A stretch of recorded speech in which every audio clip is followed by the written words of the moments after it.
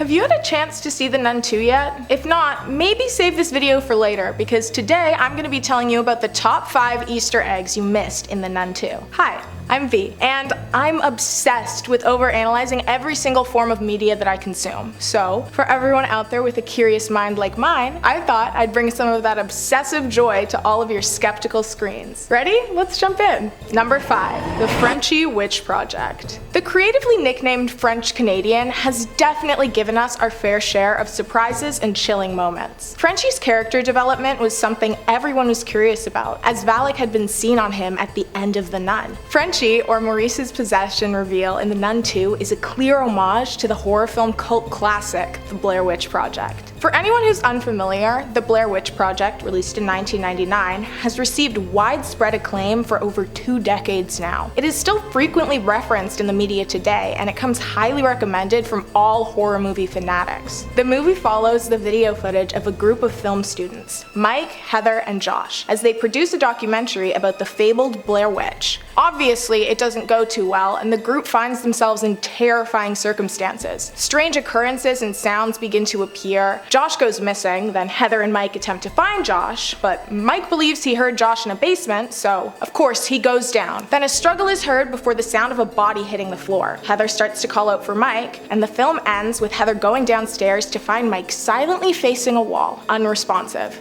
And then Heather drops the camera, which concludes the film. Frenchie has been through a lot. At the end of The Nun, it was revealed that Valak had been able to attach themselves to Frenchie, and in the 5-year break from The Nun, had been terrorizing religious figures. Frenchie, during this time, had also secured a job as a handyman at an all-girls boarding school, and a lovely lady had even caught his eye, but Valak had caught his soul. Sister Irene begins to investigate the killings of religious figures, and finds out that Frenchie was the person possessed by Valak. And you know, then a bunch of horror stuff happens, but right now we're focusing on Frenchie. So, the possession of Frenchie being revealed in the same way as Mike is a clear reference to the Blair Witch Project. Horror fans were very excited by the homage. Directors and writers taking influence from horror classics is one of the best, most exciting things that a fan could notice while watching a movie. It's like being part of a secret club. The chuckle or gasp from other fans in the theater who notice the reference is like the club's secret handshake. Number 4. Exorcist Squared. Reference it once, shame on you. Reference it twice, wait,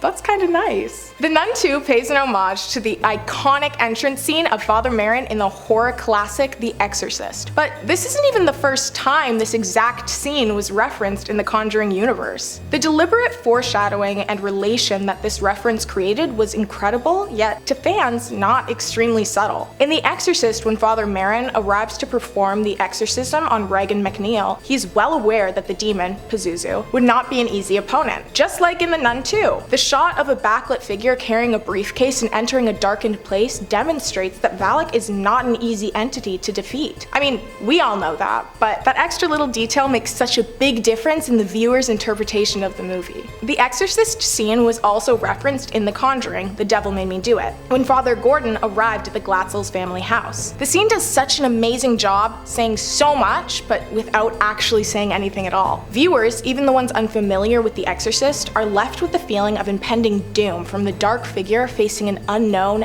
towering place. The similarities don't stop there though. The ending of both movies leave the characters with a happy-ish ending, no longer being physically threatened by the demons. But they also make sure that the viewer knows the demon has not yet been defeated. It's still a threat. Number 3.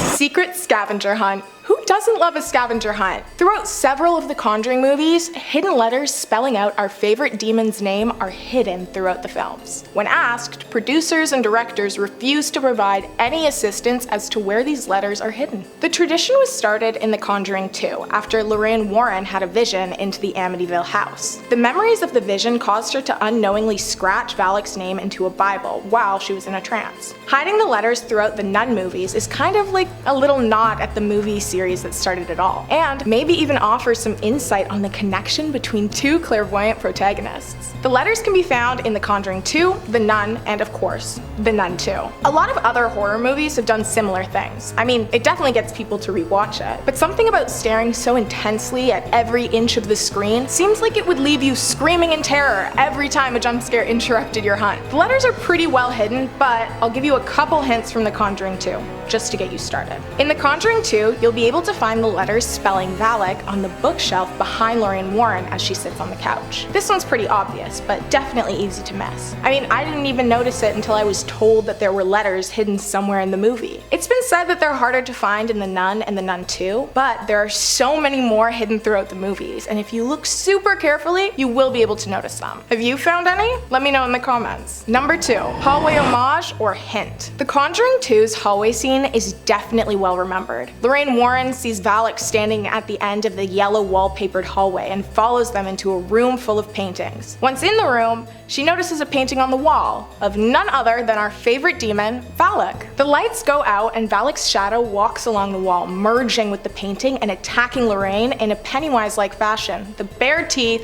shaking head, and all. In The Nun 2, a child, Sophie, attempts to follow her mom inside after she saw Frenchie faint. She caught a quick glimpse of what she assumed was her mother walking upstairs, so she followed. But upon opening the door, Sophie is met with the iconic yellow wallpapered hallway, perfectly framing Valak's ghostly appearance. The strangest part of this? The Nun 2 takes place about 10 years before the events of The Conjuring 2. Viewers have theorized that this scene is Valak foretelling the future and somehow preemptively linking itself to the events that occur 10 years in the future. The Nun 2 has another scene that's eerily familiar to The Conjuring 2 scene. As I said, following the hallway scene in The Conjuring 2 was the art room attack. In The Nun 2, Valak appears as a painting yet again. Only this time, Valak stretches the canvas and appears as a strange, distorted demon animal, still bearing an open mouth filled with sharp, gritty teeth. And in the same strain comes the magazine stand scene. Sister Irene approaches a stand where Valak's image is projected onto the papers. Valak's image progressively becomes more sinister, and for just a split second, it even transforms into an image of Sister Irene. This is the first time that we have seen Valak transform into the appearance of a victim, and the connection that it has to the art room scene makes the next point even more amazing. Number 1, Sister Irene Warren. Throughout the movies, there have been obvious parallels between Sister Irene and Lorraine Warren, which led people to theorize about the nature of their connection. Both of them have some level of clairvoyance. Both of them have faced Valak. Both have met Frenchie, and most of all, the actors are actual sisters. The Nun even ends with scenes of Lorraine Warren in 1971, and the scene it cut from was of Sister Irene in 1952. This deliberate move highlighted just how similar the two look. The first theory assumes that Irene and Lorraine are the same person. The evidence supporting this theory can be found within many small details of their personality, experiences, and their stated beliefs. And the age gap between the actors is actually the same amount of time as the gap between the movie's events, 1952 and 1971. Both women experienced religious visions from a young age, Irene with the Pointing Mary statue in The Nun, and Lorraine recalling that she had seen an angel by a boy's bedside in a hospital. Both of them are American, Christian, and were born around the same time, and of course, both of them have a strange bond to Valak. Though there are a lot of similarities, there are some inconsistencies that, without being explained, completely disprove the theory. In The Conjuring 2, Lorraine does not reference Irene's experiences. When she has a vision of Valak at the start of the movie, and Ed later draws a picture of it, Lorraine gives off no signs that she is aware of who Valak is. In fact, Lorraine hardly even recognizes the name when she finds it scribbled in her Bible. But the biggest piece of evidence against the theory is the fact that Lorraine has a child and a husband. Irene took her vows at the end of The Nun,